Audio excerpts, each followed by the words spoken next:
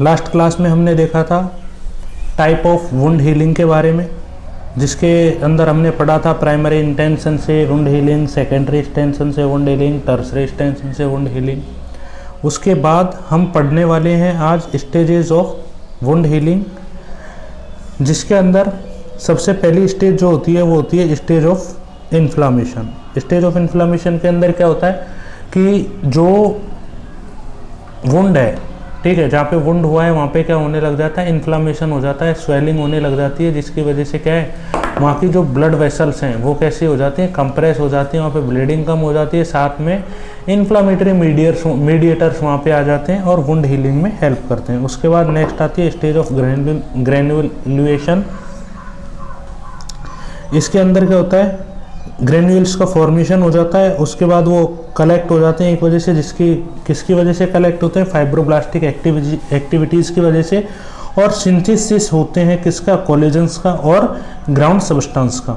ठीक है, next stage आती है स्टेज ऑफ एपिथेलियलाइजेशन। स्टेज ऑफ एपिथेलियलाइजेशन के अंदर क्या होता है कि इस स्टेज के अंदर जो एपिथेलियल है वो रिजनरेट होने लग जाती है वहाँ पे, ठीक है, बनने लग जाती है। उसके बाद आता है stage of scar formation and resorption.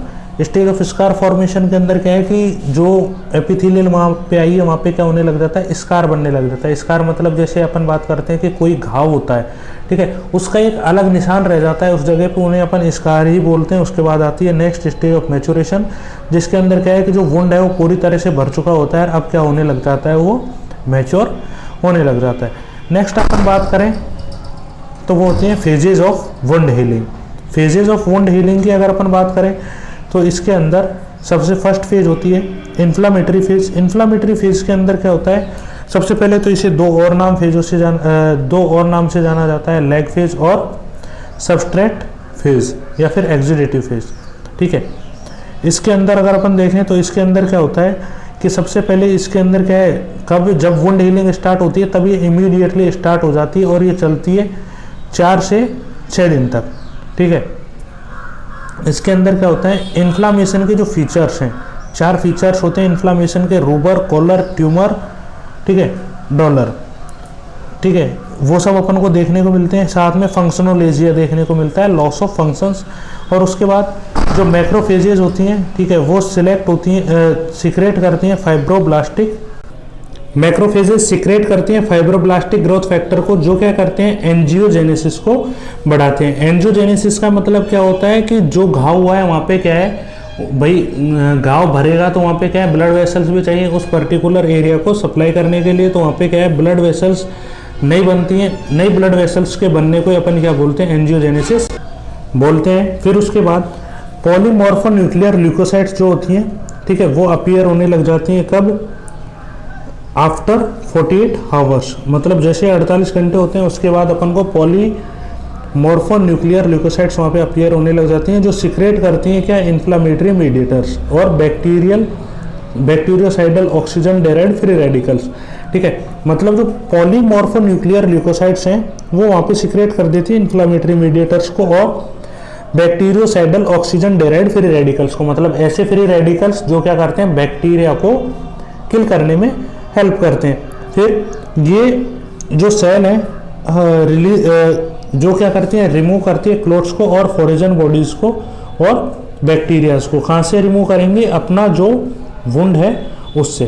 ठीक है, कुछ केमिकल फैक्टर्स हैं जो इन्वॉल्व होते हैं किसके अंदर, वुंड हीलिंग के अंदर, वो कौन कौन से हैं। सबसे पहले बात करते हैं अपन ग्रोथ फैक्टर्स के अंदर, जिसके अंदर प्लेटलेट डेराइव्ड फैक्टर्स होते हैं, एपिडर्मल और ट्रांसफॉर्मिंग फैक्टर्स होते हैं। फिर उसके बाद केमिकल फैक्टर्स के अंदर ही आता है interleukin, tumour necrotic factor, prostaglandin, collagenase और इलास्टेज। ये सब क्या है, केमिकल मीडिएटर्स हैं जो वुंड हीलिंग में क्या करते हैं, इन्वॉल्व होते हैं। इसके बाद अपन देखें तो यहाँ पे क्या होता है, हीमोस्टेसिस होता है। हीमोस्टेसिस का मतलब क्या है, ब्लड का रुकना और जमना। ठीक है, मतलब एक तरीके से क्या हो रहा है, क्लॉट बन रहा है, कोगुलेशन हो रहा है। ठीक है, और कीमोटैक्सिस यहाँ पे अपन को देखने को मिलता है। कोगुलेशन, अब इसके अंदर प्रोसेस देखें तो सबसे पहले क्या होता है, कोगुलेशन जो है वो क्या हो जाता है, स्टार्ट हो जाता है और वुंड हीमोटोमा हो जाता है। उसके बाद क्या होता है, फॉर्मेशन होता है प्लेटलेट फिब्रिन थ्रोम्बस, क्योंकि थ्रोम्बस के अंदर क्या है, फिब्रिन का, थ्रोम्बस बनाने के अंदर फिब्रिन का एक मेन रोल होता है, तो फिब्रिन क्या करता है वहाँ पे थ्रोम्बस बना देता है। उसके बाद वहाँ से रिलीज होता है साइटोकाइनेज, पीडीजीएफ जिसे अपन बोलते हैं platelet derived growth factor, transforming growth factor P जिसे अपन टीजीएफपी बोलते हैं, प्लेटलेट एक्टिवेटिंग फैक्टर और फिब्रिन एंड सीरोटोनिन, ये सब क्या होते हैं वहाँ से सीक्रेट होने लग जाते हैं। इसके बाद अपन बात करें तो कीमोटैक्सिस जो होता है उसकी वजह से क्या होता है, न्यूट्रोफिल माइग्रेट हो जाती हैं, ठीक है, और उसकी वजह से क्या होता है, एक्टिवेशन होता है मैक्रोफेजेस का, लिम्फोसाइट्स का, और इसकी वजह से फेगोसाइटोसिस वहाँ पे होता है। फेगोसाइटोसिस मतलब जो सेल है वो क्या करेगी, फेगोसाइट करेगी बैक्टीरिया का, ठीक है, या फिर अपन बोल सकते हैं कोई भी वेस्ट, वहाँ पे ऐसी चीज़ें जो क्या कर रही हैं, वुंड हीलिंग को डिले कर रही हैं उनका।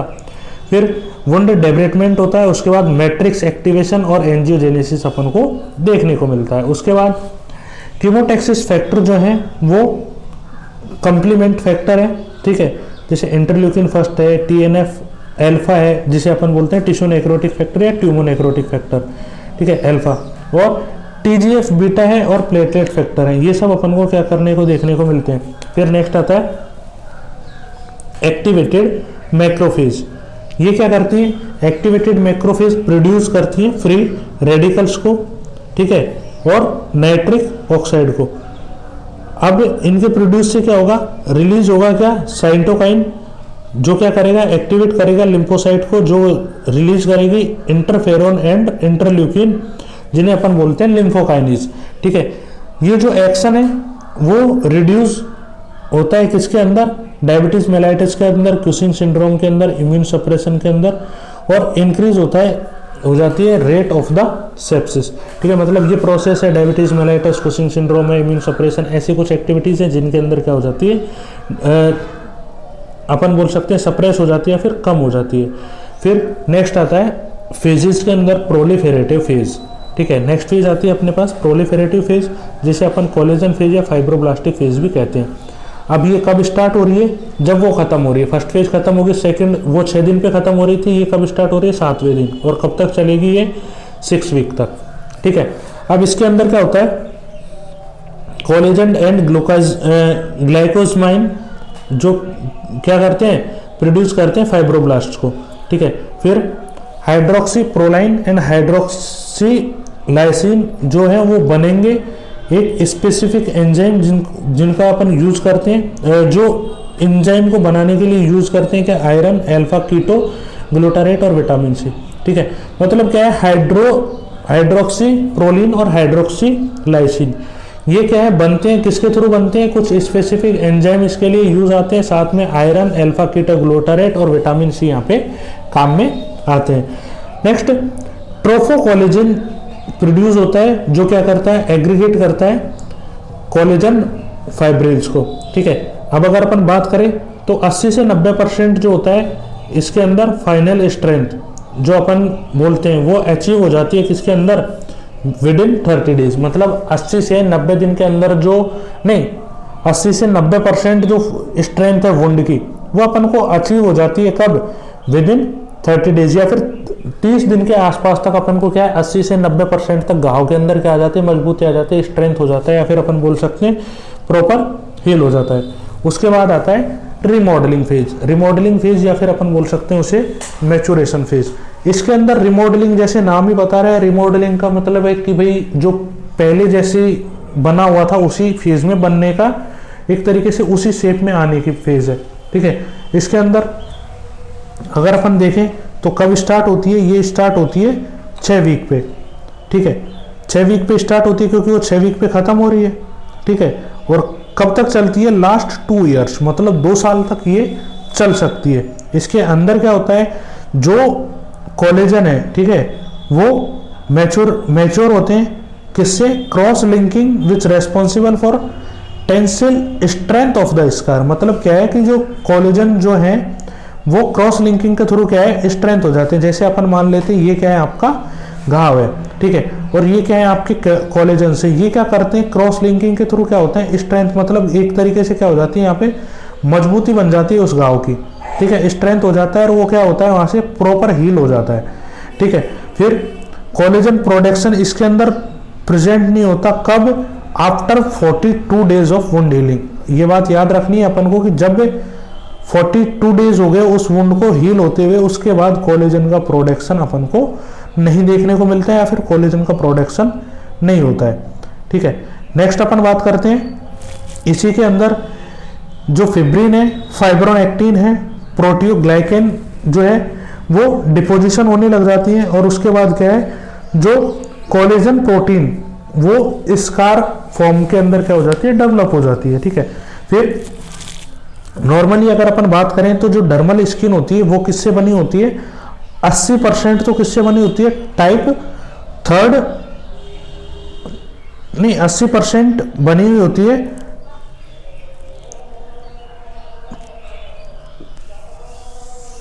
एक मिनट,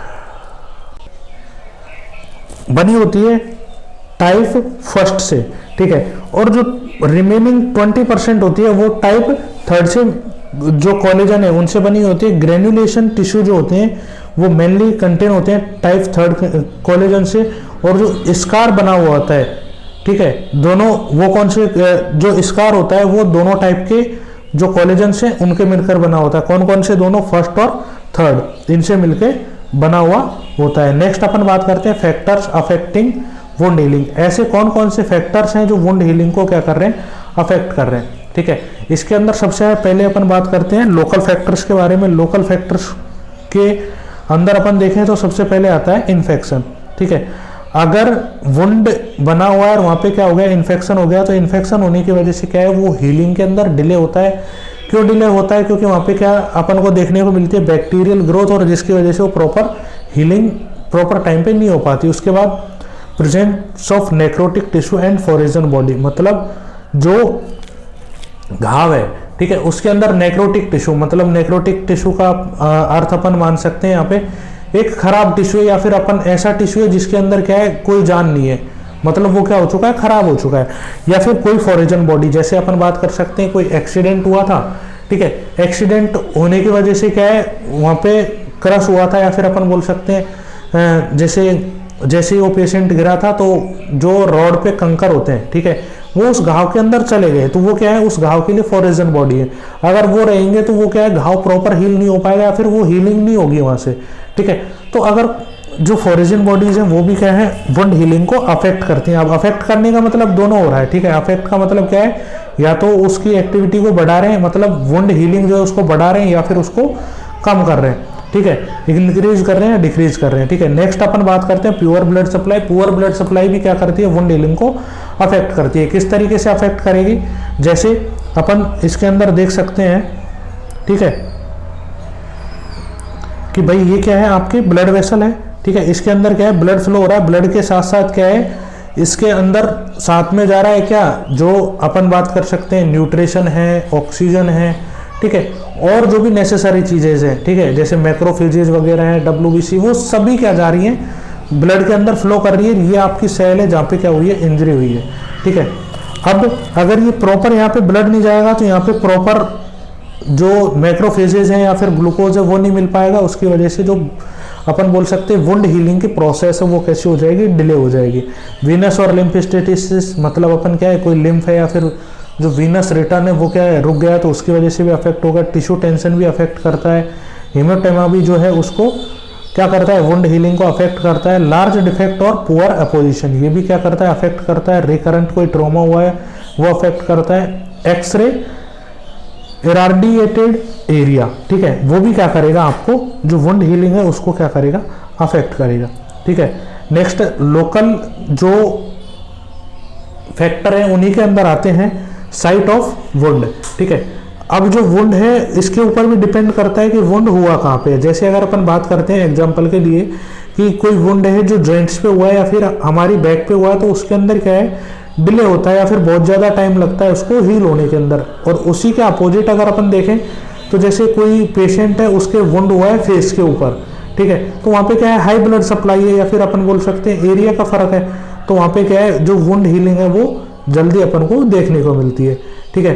कुछ डिजीज है जैसे अपन बात कर सकते हैं ऑस्टियोमाइलाइटिस है, मैलिग्नेंसी है, ये सब भी क्या करती हैं, वुंड हीलिंग को अफेक्ट करती है। नेक्स्ट आता है mechanism and type of wound. इनके बारे में अपन पढ़ चुके हैं कि कौन सा वुंड जो है जल्दी हील होता है, कौन से वुंड में टाइप लगता है। तो इसमें क्या है, वुंड का जो टाइप है, जैसे इंसिस्ड है, लेसरेटेड है, क्रश है, अवल्जन है, ये सब वुंड के जो टाइप है इनके अकॉर्डिंग ही क्या है हीलिंग भी है वो भी डिपेंड करती है, ठीक है। या फिर अपन बोल सकते हैं टिश्यू हाइपेक्सिया हुआ है, या फिर वहाँ पे क्या है मैक्रोफेजेस प्रॉपर नहीं पहुंच पा रही है, तो उसमें भी क्या है वुंड हीलिंग जो है वो अपन को स्लो देखने को मिलेगी। नेक्स्ट बात करते हैं अपन जनरल फैक्टर्स के बारे में।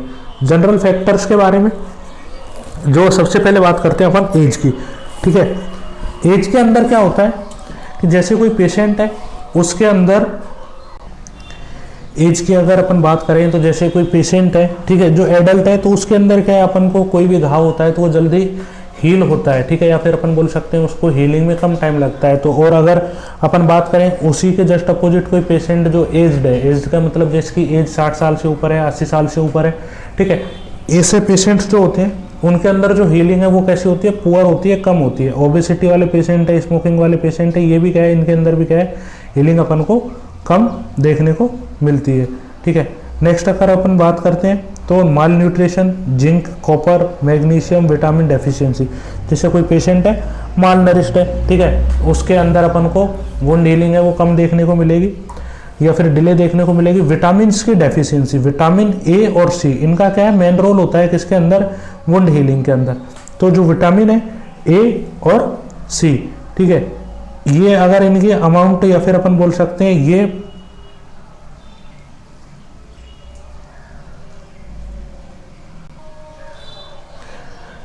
इनकी कमी है तो उसकी वजह से अपन को क्या देखने को मिल सकता है, वुंड हीलिंग के अंदर डिले देखने को मिल सकता है। एनीमिया है तो उसके अंदर भी वुंड हीलिंग के अंदर डिले देखने को मिलेगा। मैलिग्नेंसी और यूरेमिया है तो वो भी क्या करेगा, वुंड हीलिंग को क्या करेगा, अफेक्ट करेगा।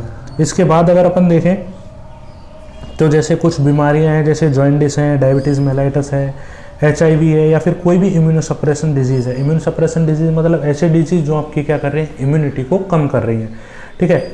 और या कोई ऐसी ड्रग ले रहे हो जो क्या कर रहे हो, जो क्या कर रहे हैं आपकी इम्यूनिटी को कम कर रहे हैं, जैसे स्टेरॉइड्स हैं, साइटोटॉक्सिक ड्रग्स हैं, ये सब क्या करते हैं आपके वुंड हीलिंग को अफेक्ट कर रही है। न्यूरोपैथिक्स और भी बहुत सारे डिफरेंट कॉजेज हैं जो अपन को क्या करेंगे, वुंड हीलिंग को अफेक्ट करेंगे। जैसे डायबिटीज़ के अंदर अगर अपन बात करें तो ये हमारे ब्लड वेसल्स होती है, इसके अंदर क्या है ब्लड है, ब्लड के अंदर ग्लूकोज होता है। डायबिटीज़ के अंदर क्या होता है, जो ब्लड है उसके अंदर ग्लूकोज का लेवल ज़्यादा होता है। क्यों ज़्यादा होता है, क्योंकि वो यहाँ से यहाँ तक प्रॉपर ट्रांसफ़र नहीं हो पा रहा है। यहाँ से यहाँ तक मतलब इस ये क्या है सेल, ठीक है, इसके अंदर क्या है प्रॉपर ट्रांसफ़र नहीं हो पा रहा, ठीक है। अब प्रॉपर ट्रांसफ़र नहीं हो पा रहा तो जो घाव है वो भी प्रॉपर नहीं भरेगा, क्योंकि उसको प्रॉपर न्यूट्रिशन नहीं मिल रहे, मैक्रोफेजेज वहाँ पे नहीं पहुँच पा रही हैं, ठीक है। तो इसकी वजह से आपने देखा भी होगा कि कोई भी पेशेंट है किसका, डायबिटीज़ का, उसके अंदर कोई छोटा सा भी कट लग जाता है, उसको भरने में 5 महीने 6 महीने यहाँ तक कि सालों लग जाते हैं उस घाव को भरने के अंदर, ठीक है। सेम जैसे TB के पेशेंट है, अदर हैं, उनके अंदर क्या है इम्यूनोसप्रेस हो जाती है, तो उनके अंदर भी क्या है कोई भी जो वुंड है या फिर कोई घाव बना हुआ है वो क्या होता है बहुत स्लोली हील होता है, ठीक है। नेक्स्ट अपने पास आता है मैनेजमेंट ऑफ वुंड, ठीक है। मैनेजमेंट ऑफ वुंड के अंदर अगर अपन देखेंगे कि कोई वुंड हुआ है तो उसको अपन किस तरीके से मैनेज करना है। सबसे पहले मैनेजमेंट के अंदर आता है कि आप क्या करोगे, उसको देखोगे, आइडेंटिफाई करोगे कि वो कौन से टाइप का वुंड है। कौन से टाइप का वुंड है मतलब क्रश हुआ है, ठीक है, या फिर अपन बोल सकते हैं इंसीज्ड है, या फिर और डीप वुंड है, सुपरफिशियल वुंड है। आपको क्या करना है, उसको देखना है, ठीक है। उसके बाद अगर वो वुंड क्या है वाइटल एरिया के अंदर है, वाइटल एरिया के अंदर मतलब जैसे अपन बोल सकते हैं फेस पे है, ठीक है, चेस्ट पे है, ऐसी जगह जहाँ से क्या है जो हमारी वाइटल एक्टिविटीज़ है, या फिर अपन बोल सकते हैं जैसे सांस लेना है, ठीक है, और जो ब्लड है, ठीक है, वो मतलब वहाँ से वो बहुत ज़्यादा ब्लड निकल रहा है, ऐसे एरिया पे है, तो अपन को क्या करना है, तो सबसे पहले फर्स्ट प्रायोरिटी तो अपन क्या रखते हैं कि भाई जो एयरवे है उसको मेंटेन रखना है, कि भाई प्रॉपर जो पेशेंट है वो क्या कर सके, सांस ले सके। उसके बाद जो ब्लीडिंग है अगर हो रही है तो उसको क्या करना है, अपन को कंट्रोल करना है कि भाई ब्लीडिंग अपन को नहीं होने देना है। ब्लीडिंग को किस तरीके से रोकना है, वहाँ पे क्या कर दोगे आप, उसको प्रेस कर दोगे या फिर टाइटली उसको बांध दोगे, ठीक है। फिर उसके बाद अपन को क्या करना है, इंट्रावीनस जो फ्लूइड है वो अपन को क्या कर देना है, स्टार्ट कर देना है। वेन्स के थ्रू अपन को क्या है वहाँ से फ्लूइड चढ़ाना स्टार्ट कर देना है पेशेंट के, ताकि जो उसका बॉडी का फ्लूइड वॉल्यूम है वो बना रहे। उसके बाद ऑक्सीजन अगर ज़रूरत है तो उसको अपन क्या है ऑक्सीजन लगा सकते हैं। और उसके बाद इन सब एक्टिविटीज़ के बाद अपन क्या करेंगे, फिर देखेंगे अपन की कोई और कम्युनिकेटिव इंजरी तो नहीं है, कोई फ्रैक्चर वगैरह तो नहीं है। उन सब के लिए अपन क्या करेंगे, उस पेशेंट को देखेंगे। नेक्स्ट आता है, अगर जो वुंड है वो इंसिज्ड है। इंसिज्ड का मतलब क्या है, अपन ने कोई भी बोल सकते हैं थ्योरेपेटिक पर्पज़ की वजह से लगाया, ठीक है, कि पेशेंट का कोई ट्रीटमेंट है या फिर कोई सर्जरी की थी, ठीक है, उसकी वजह से अपन ने लगाया, तो उसको अपन क्या करेंगे, क्लीन करके वहाँ पे क्या कर देंगे, प्राइमरी सूचरिंग अपन वहाँ पे कर देंगे, ठीक है। उसके बाद अगर जो वुंड है वो क्या लेसरेटेड है, ठीक है, तो क्या करेंगे, एक्सिज्ड करेंगे वुंड को और प्राइमरी सूचरिंग कर देंगे। मतलब क्या करेंगे अपन, उसको जो वुंड है उसको साफ करके वहाँ पे प्राइमरी सूचरिंग वहाँ पे अपन कर देंगे, एक्सिज्ड करके प्राइमरी सूचरिंग अपन वहाँ पे कर देंगे। उसके बाद अगर जो वुंड है वो क्रश्ड है और डिविटलाइज्ड है, ठीक है, तो इसके अंदर क्या है, ऐसा अगर वुंड है तो उसके अंदर अपन को क्या देखने को मिलता है, एडिमा देखने को मिलता है, टेंशन देखने को मिलता है वुंड के अंदर। तो इसके लिए अपन क्या करेंगे, सबसे पहले वुंड डेब्रिटमेंट। वुंड डेब्रिटमेंट का मतलब क्या होता है, जो वुंड के अंदर कोई भी फॉरेन पार्टिकल वगैरह है, डेड टिश्यू वगैरह है, उनको निकाल देंगे, ठीक है, किससे, कट करके, ठीक है।